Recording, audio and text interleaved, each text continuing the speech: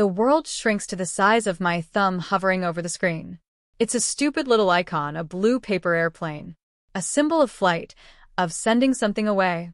But what I'm about to send isn't going away. It's a bomb.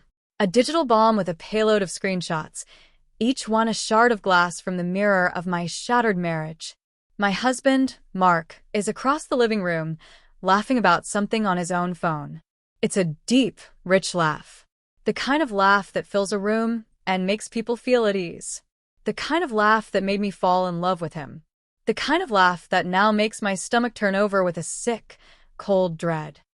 The group chat is called Church Family and Fellowship, 128 members. The elders, the deacons, the Sunday school teachers, the potluck organizers. Our entire world. My thumb presses down. The screen gives a little haptic buzz, a final confirmation. Sent. I watch the progress bar, a tiny sliver of blue, fill in an instant. Delivered. Then the silence. It's a new kind of silence. Not the comfortable quiet of a Sunday afternoon, but a heavy, charged vacuum, waiting for the thunder. Mark's phone, on the table beside him, lets out a single, sharp ping. He doesn't look at it. He's still smiling at whatever meme his friend sent him. My own phone begins to vibrate. A low, insistent hum against the wood of the coffee table. One notification. Then another. Then it's a constant, frantic buzzing, like a trapped hornet. The sound finally cuts through Mark's oblivious good humor. He glances at his phone, a flicker of annoyance on his face. He picks it up. His smile fades. His eyes scan the screen, and I watch the color drain from his face, leaving behind a waxy, gray pallor. His jaw goes slack. His thumb, which a moment ago was so casually scrolling, now seems frozen, paralyzed over the screen. He looks up at me. His eyes are wide with a dawning, animal panic. The good man, the church elder, the loving husband, is gone. In his place is a stranger, a cornered animal, staring at the person who just set the trap. The buzzing of my phone is the only sound in the room. It's the sound of our world ending. And I am the one who lit the fuse. If you've ever had to be the one to light the match, to burn it all down just to save yourself from the fire, let me know in the comments. I read all of them. And if this story means something to you, please subscribe. It helps more than you can imagine. Our life, before the fire, was built on solid ground. Or so I thought. We had the house everyone on the street admired, a colonial with crisp white trim, and a garden I poured my soul into every spring. We had the reputation. Mark and Elena. The perfect couple. The ones you could count on.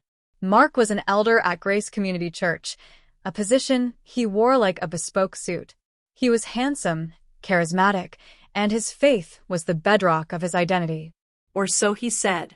He would stand before the congregation, his Bible open in his steady hands, and speak about integrity, about covenant, about the sanctity of marriage. And I would sit in the front pew, my heart swelling with pride. I believed in him. I believed in us. I believed in the life we had so carefully constructed. It was a good life. Predictable, safe. Sunday mornings were for worship, Sunday afternoons for long, lazy naps. Wednesday nights were for Bible study. Fridays were for dinner with friends. It was a rhythm, a dance we had perfected over 12 years. Sarah was just part of the scenery. She joined the church a couple of years ago, a wisp of a woman with sad eyes and a story of a messy divorce. She was a project. The church community wrapped its arms around her, and Mark, in his capacity as an elder, took a special interest.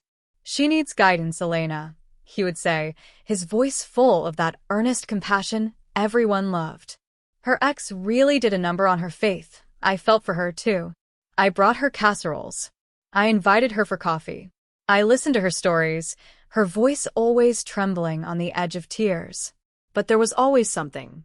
A flicker in her eyes when she looked at Mark a little too long. The way she would touch his arm when she was making a point, a touch that lingered just a fraction of a second more than necessary. I told myself I was being ridiculous, jealous, uncharitable. Mark was a good man. He was helping someone in need. Who was I to poison that with my own insecurities? So, I pushed the feeling down. I smiled wider. I offered Sarah another slice of coffee cake and ignored the knot tightening in my stomach. The first time the knot became a real, physical pain was a Tuesday night. Mark was late. He'd called, saying he was counseling a church member who was going through a crisis. It was nearly midnight when he finally came home. He smelled faintly of perfume. Not my perfume. It was a light floral scent. Lilies, I think. He kissed me, his lips cool, and fell into bed, exhausted from his ministry. The next day, I was putting away laundry when I saw his shirt from the night before balled up in the hamper. On the collar, almost invisible against the white fabric, was a single, long strand of blonde hair. My hair is dark brown. Sarah's hair is blonde. I stood there, in the quiet of our sun-drenched bedroom, holding the shirt in my hands. The evidence was so small, so flimsy. A single hair. A faint scent. It could be anything. He could have just hugged her, offering comfort. It was probably nothing. I threw the shirt into the wash, poured in extra detergent, and tried to scrub the image from my mind. But the seed was planted, and in the fertile ground of my buried anxieties, it began to grow. The inciting incident wasn't a gunshot, but a whisper. It was a Saturday. I was using Mark's iPad to look up a recipe, and a notification slid down from the top of the screen. A text message. From Sarah. All it said was, "Thinking of you today. Hope the talk with E went okay." My blood ran cold. The talk with E, me. What talk? I tapped the notification. The message app opened. There were more.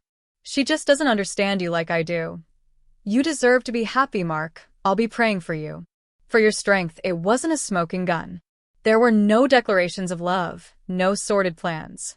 But the intimacy was suffocating. The conspiratorial tone, the us against her language, it was a betrayal all on its own. I carried the iPad into the living room, my hands shaking. "Mark," I said, my voice barely a whisper. "What is this?" He looked up from his book, his face a mask of pleasant confusion. He took the iPad, read the screen, and then he laughed. It wasn't his usual, warm laugh. It was a little strained, a little too quick. "Oh, honey, you're not thinking. Elena, she's a friend. She's worried about us." "Worried about us? What did you tell her, Mark?" "Just that we've been a little distant lately. That you've been feeling insecure. I asked her to pray for us." That's all. He was so smooth. So reasonable. He turned it around on me, his brow furrowed with concern.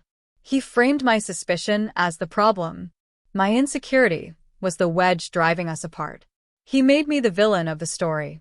And because I wanted so badly to believe in the life we had built, because the alternative was too terrifying to contemplate, I let him. I apologized. I actually apologized for invading his privacy, for my jealous mind. He held me, stroking my hair. "It's okay," he whispered. "We'll get through this. I love you. Only you." I closed my eyes and leaned into him, the lie a bitter pill I forced myself to swallow. But the whisper of the text messages echoed in my mind. The seed of doubt had sprouted. From that day on, I lived in a state of quiet panic. I became a ghost in my own home, a detective searching for clues to a crime I wasn't even sure had been committed. I started paying attention to the little things. The way he angled his phone away from me when he was texting. The late nights at the office that became more frequent. The sudden need for him to run errands on Saturday afternoons, his phone going straight to voicemail for hours at a time. I was losing my mind, caught in a spiral of suspicion and self-doubt. Every time I'd find a small inconsistency, a crack in his story, I would confront him. And every time, he would have a perfectly logical explanation, delivered with that patient, slightly wounded tone that made me feel like a monster. One evening, I found a receipt in his coat pocket. A restaurant downtown. A nice one, the kind of place we went for anniversaries. It was for 2 people. Dinner, a bottle of wine. Dated the previous Tuesday, a night he was supposedly at a deacon's meeting. I laid it on the kitchen counter. "What's this, Mark?" He glanced at it. "Oh, that." I took Deacon Miller out. He's been having a hard time with his son. Needed someone to talk to. It was flawless. Plausible. It even made him look good, the caring elder ministering to his flock. How could I argue with that? To question it would be to question his ministry, his character. He had built his defenses so perfectly, using the bricks of his own good reputation. My doubts were ricocheting off his walls of piety, coming back to hit me, making me feel small and crazy. I started to withdraw. At church, people would comment on how tired I looked. "Is everything okay, Elena?" they'd ask, their faces etched with concern. I'd force a smile. "Just fine. Just a little stressed." How could I tell them?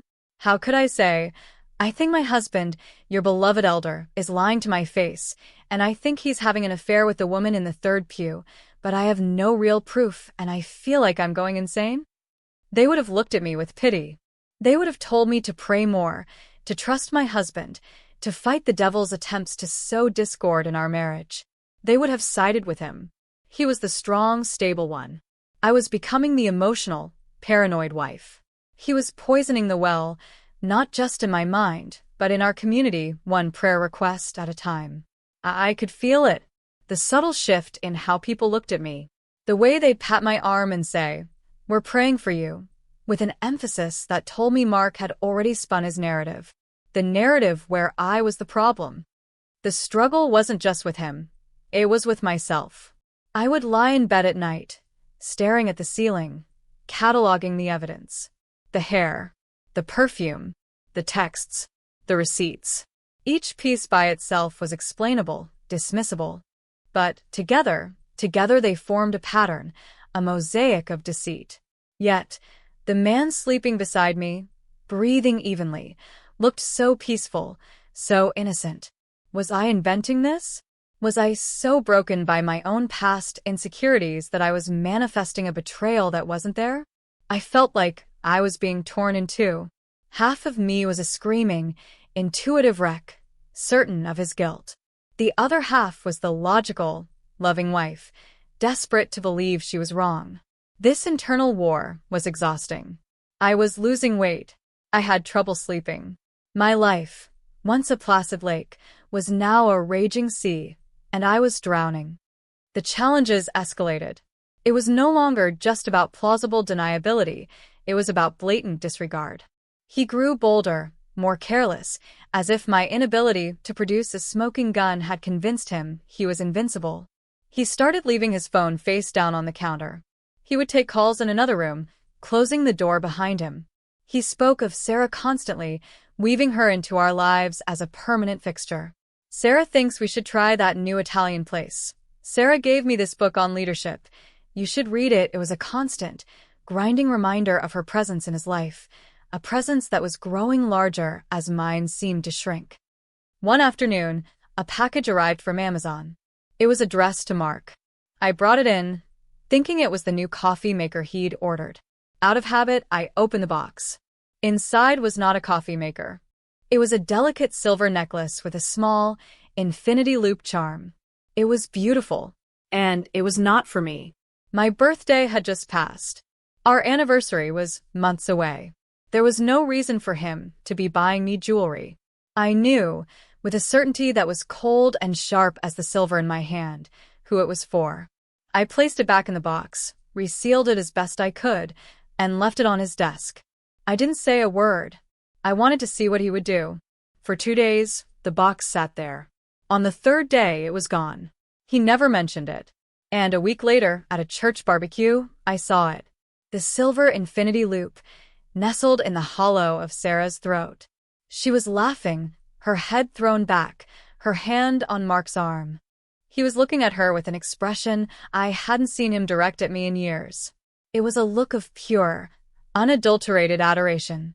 In that moment, watching them together, the necklace winking in the sun, all my self-doubt, all my rationalizations, burned away. I was not crazy. I was being played for a fool. The sight of them, so comfortable, so public in their private little world, was a physical blow. I felt the air leave my lungs. I turned and walked back into the church hall, my hands clenched into fists, my knuckles white. I splashed cold water on my face in the bathroom, staring at the stranger in the mirror. Her eyes were hollow, her face pale. The fight wasn't just to save my marriage anymore. It was to save myself. My strategy had to change. Confrontations were useless. They only gave him the opportunity to lie, to manipulate, to turn the tables on me. Pleading was pointless. He felt no guilt, only annoyance at my inconvenient suspicions. I had to be smarter. I had to be colder. If I was going to get the truth, I couldn't get it from him. I had to find it myself. And I needed more than just a hair on a collar or a receipt.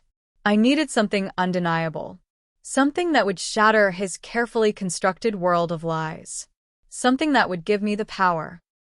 That night, after he fell asleep, I began my real investigation.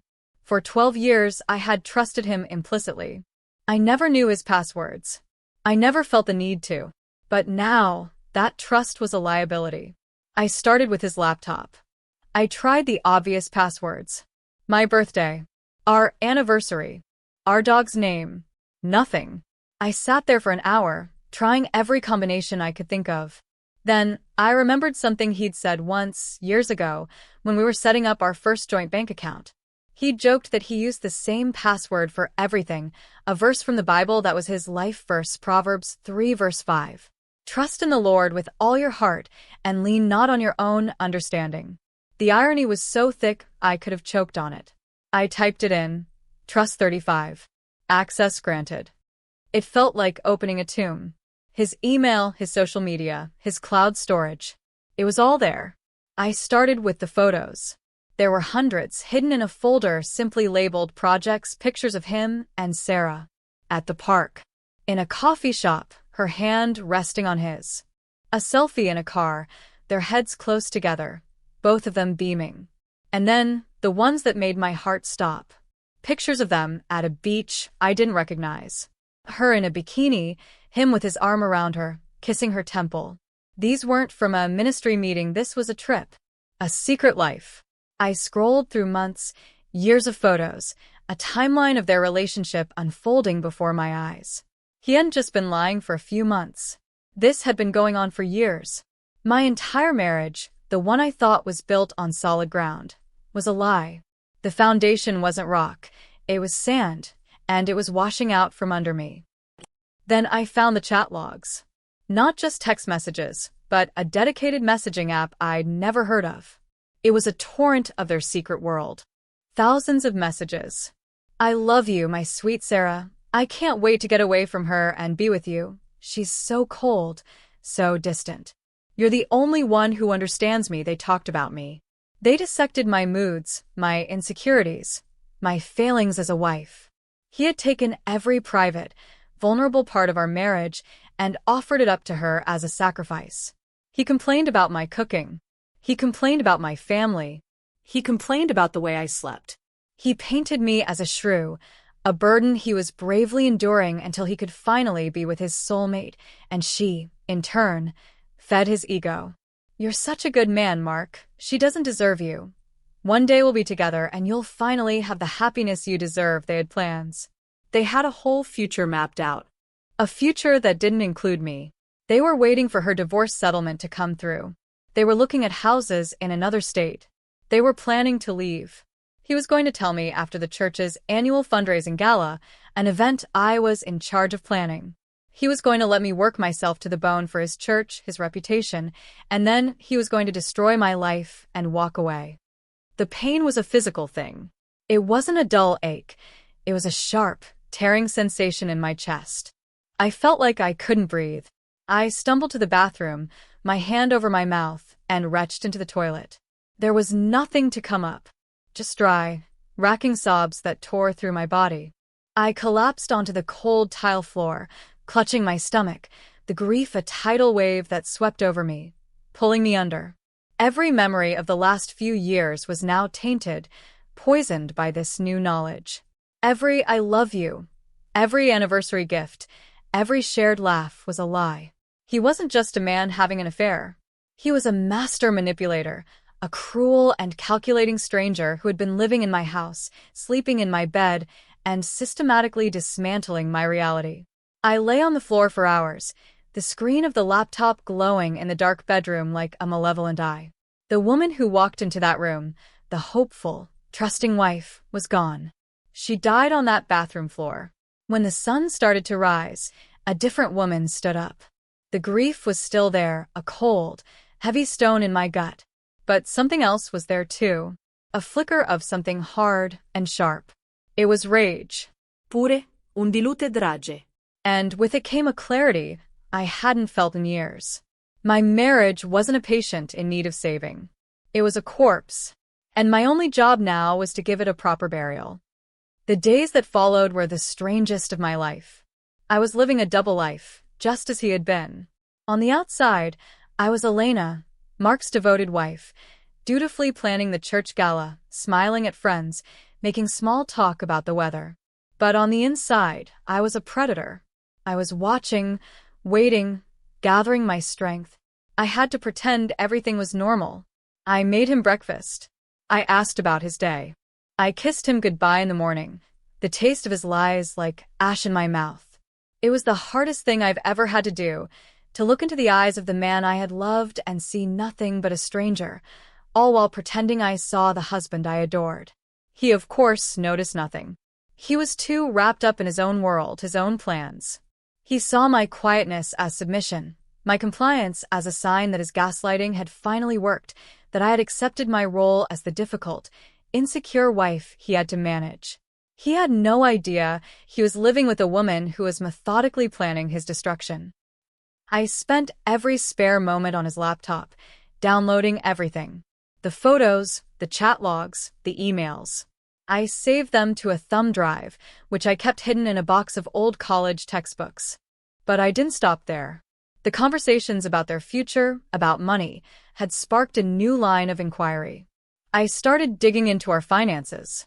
Mark had always handled the money. He said I shouldn't have to worry about it. I'd always seen it as a kindness. Now I saw it for what it was, control. I hired a forensic accountant, a discreet professional recommended by a friend of a friend. I told her I suspected my husband was hiding assets in preparation for a divorce. It felt surreal to say the words out loud. The accountant, a no-nonsense woman named Carol, got to work. It didn't take her long. Mark wasn't just a liar. He was a thief.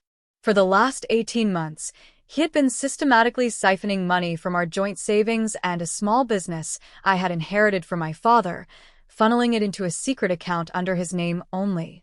The account was for their future, for the house in another state. He was stealing my inheritance to build a new life with his mistress. The betrayal was so profound, so complete, it almost transcended anger and became a kind of cold, terrifying calm. He wasn't just going to leave me.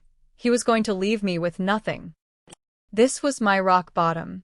I was sitting in my car in a parking lot after meeting with Carol, the folder of damning financial statements on the passenger seat. I was a cliché, the cheated wife, the fool. He had taken my love, my trust, my home, and now my money. He had everyone convinced he was a saint, and I was a hysteric. He held all the cards. He had the reputation, the power, the support of our entire community. What did I have? A thumb drive full of heartbreak and a folder of financial documents. It felt like nothing. I rested my forehead against the steering wheel, the plastic cool against my skin. The tears I thought I had run out of started to fall again. I felt utterly, completely alone, powerless, beaten. I could confront him, and he would lie. I could show the evidence to the pastor, and Mark would spin a story of a momentary lapse, of temptation, and paint me as a vengeful, unforgiving wife. He would control the narrative, just as he always had. He would survive. He would probably even be praised for his honesty and repentance, and I would be the one left in the ashes. And then, something inside me shifted. The image of him standing before the congregation, speaking about integrity, flashed in my mind. His power, his reputation, the carefully crafted image of the God-fearing family man. He had built his entire life on that image. He had used the church as his shield, his cover story, his alibi. The community's adoration was his armor. And in that moment, sitting in my car, drowning in despair, I realized something. His greatest strength was his greatest weakness. His armor was also his cage. He had trapped himself inside his own righteous persona. And I had the key. The tears stopped. I sat up, my back straight. The despair began to recede, replaced by a chilling, resolute clarity. I wasn't going to confront him privately.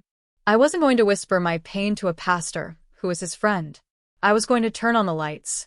I was going to let everyone see the monster that had been hiding in plain sight. He wanted to control the narrative? I was about to write a new one. A story where I wasn't the victim. A story where he didn't get to walk away. My phone was on the seat next to the folder. I picked it up. My first call wasn't to a friend or a family member. It was to the best divorce attorney in the city. I need to make an appointment, I said, my voice steady for the first time in months. My name is Elena, and I have everything you'll need. The turning point wasn't a moment of hope. It was a moment of war. The week leading up to the gala was a masterclass in deception. I smiled. I planned. I delegated. I tasted catering samples and approved floral arrangements. I was the very picture of the supportive elder's wife, a pillar of the community. Mark was thrilled with my renewed energy. He saw it as me finally getting over my silly suspicions. He was more affectionate than he'd been in years, patting my back, telling our friends how proud he was of all my hard work. She's incredible, he'd say, beaming. I couldn't do any of this without her. The hypocrisy was so thick I could taste it. Every time he touched me, I had to fight the urge to recoil. But I held my ground. I played my part. I was a ticking bomb, and the timer was set for Sunday afternoon. My plan was simple and brutal. The church family and fellowship group chat was the community's central nervous system. It was used for prayer requests, event announcements, and cheerful fellowship. It was a space of perceived safety and trust. It was the perfect stage. I spent Saturday night preparing. I chose the most damning screenshots. The I love yous, the messages where he called me a cold fish and a millstone around his neck, the picture of them on their secret beach vacation. The plans to empty our bank account and disappear. I arranged them in chronological order, a perfect, undeniable narrative of his betrayal. I also drafted a short, simple message to accompany them. I typed it, deleted it, and retyped it a dozen times until it was perfect. It was calm, factual, and devastating. Sunday arrived, a bright, beautiful autumn day. We went to church. We sat in the front pew. Mark placed his hand on my knee during the sermon on forgiveness. I felt nothing but ice in my veins. After the service, we went home. The afternoon was quiet. Mark was on the couch, scrolling through his phone, chuckling at something. The group chat was active, people posting pictures from the morning service. The moment was right. I sat on the armchair opposite him, my own phone in my hand. I opened the group chat. I took a deep breath, my heart hammering against my ribs. I pasted the message I had written. Hello, everyone. I know this is not the appropriate forum for this, but I feel that you all deserve to know the truth about the man you have trusted as a leader and a friend. Mark and I will be getting a divorce. The reasons why are detailed below. I am so sorry to share this with you all, but I cannot live with these lies any longer. Then I attached the screenshots. One by one. The pictures. The texts. The plans. My finger hovered over the send button. This was it. The point of no return. I looked at Mark. He was so relaxed, so confident in his deception. He had no idea his world was about to be reduced to rubble. I pressed send. The aftermath was instantaneous and silent. His phone pinged. He glanced at it, his expression casual. And then it changed. I watched him scroll. I watched his face contort, moving from confusion to disbelief to pure, unadulterated horror. His skin went from tan to a sickly, pale gray. His mouth opened slightly, but no sound came out. He looked up at me, his eyes wide with a terror I had never seen before. It was the look of a man who had just watched his own execution. My phone started to explode. Notifications, calls, messages. The group chat was in chaos. A flurry of question marks, shocked emojis, and messages like, Elena, is this real? And Mark, what is going on? His phone started ringing, too. It was the pastor. He ignored it. He just stared at me, his face a mask of ruin. The silence in the room stretched on, thick and suffocating, broken only by the frantic buzzing of our phones. He finally found his voice. It was a choked, strangled whisper. "What did you do?" "I told the truth," I said, my own voice eerily calm. "Your truth." He lunged for his phone, his hands shaking so badly he could barely hold it. He tried to type a response to do damage control, but it was too late. The bomb had gone off. The shrapnel was everywhere. He started deleting my messages, but dozens of people had already seen them, screenshotted them. The truth was out. It couldn't be put back in the box. "You've ruined me," he hissed, his voice trembling with a mixture of rage and fear. "You've ruined everything." "You did this, Mark," I said, my voice as cold and hard as the stone in my chest. "You built this house of cards." "I just blew it over." He stood up, pacing the room like a caged animal.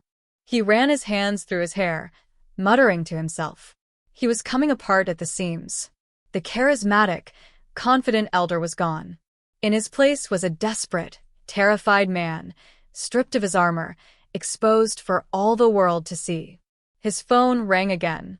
This time it was Sarah. He looked at the screen, then at me, his eyes full of hate. He answered it. "Don't call me," he snarled into the phone. "This is all your fault." He hung up, throwing the phone onto the couch.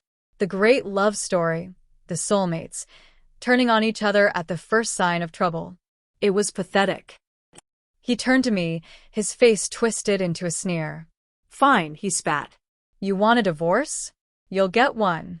But you'll get nothing. You hear me? Nothing. I'll see you on the street." And that's when I played my final card. The plot twist he never saw coming. I had been waiting for this moment. "I don't think so," I said quietly. I stood up and walked to the bookshelf, pulling out the folder my lawyer had prepared for me. I tossed it onto the coffee table in front of him. "What's this?" he demanded. "That," I said, "is a copy of the restraining order preventing you from touching any of our assets. And that is a full accounting of the $212,000 you stole from our savings and my father's business account to fund your little side project. And that is a copy of the legal notice that has already been filed with the court, citing adultery and financial fraud." My lawyer, whose name is on the top of that page, seems to think I'll be getting quite a bit more than nothing. In fact, she's quite confident I'll be getting the house, my inheritance back with interest, and a significant portion of your future earnings. He stared at the papers, his face turning an even more ghastly shade of white. He had been so busy playing his game of deceit, he never imagined I was playing an entirely different game. He thought he was the puppet master, but he was just a pawn in a story I was now writing. "How?" he stammered. "While you were buying necklaces and planning secret vacations," I explained, my voice devoid of all emotion, "I was meeting with my lawyer and a forensic accountant. While you were lying to my face, I was documenting everything. You see, Mark, you're not just an adulterer. You're a thief. And while the church might have forgiven the adultery, the law is far less sentimental about the theft." He collapsed onto the couch as if his legs had given out. He looked at the papers, then at me, then back at the papers. The full scope of his defeat was dawning on him. He hadn't just lost his reputation. He hadn't just lost his mistress. He had lost control. He had lost the money. He had lost everything. The confident, powerful man was gone, replaced by a hollowed-out shell.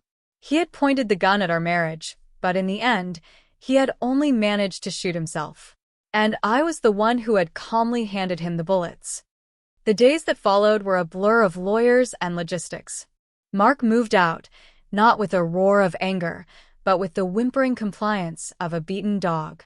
He went to stay with his brother, a pariah in the community he had once commanded. The church was in turmoil. Some people, the ones who had always been my true friends, rallied around me. They brought food. They sat with me in silence. They held my hand while I cried the last of my tears. Others, the ones who had been blinded by Mark's charisma, couldn't reconcile the man they knew with the man in the screenshots. They whispered. They judged. Some even blamed me for being so public, for not handling it privately and with grace. I learned quickly who my real family was. Sarah disappeared. I heard she moved out of state a week after the news broke. Her great love, the man she was willing to destroy a marriage for, had cast her aside the moment she became an inconvenience. Their epic romance was as hollow as he was. The divorce was swift and brutal for him. My lawyer was a shark, and with the mountain of evidence I had provided, Mark had no choice but to agree to my terms. I got the house. I got my inheritance back. I got a settlement that would ensure I was secure for the rest of my life. I sold the house. It was beautiful, but it was haunted by the ghost of a life that had never been real. I bought a small apartment in a part of the city I'd always loved, a place with a small balcony and a view of the skyline. I started to rebuild. It wasn't easy. There were days when the grief would hit me unexpectedly, a wave of sadness for the 12 years I had lost, for the man I thought I had married. The betrayal left scars that I know will never fully fade. But with the pain came a newfound strength. I was no longer the naive, trusting woman who ignored her own intuition. I was a survivor. I was a woman who had walked through fire and come out the other side, not unscathed, but whole. About a year later, I ran into him. It was at a grocery store. I almost didn't recognize him. He had lost weight, and his hair was threaded with gray. The charisma was gone, replaced by a haunted, weary look in his eyes. He saw me, and for a moment he froze. "Elena," he said, his voice quiet. "Hi, Mark," I replied, my voice steady. There was an awkward silence.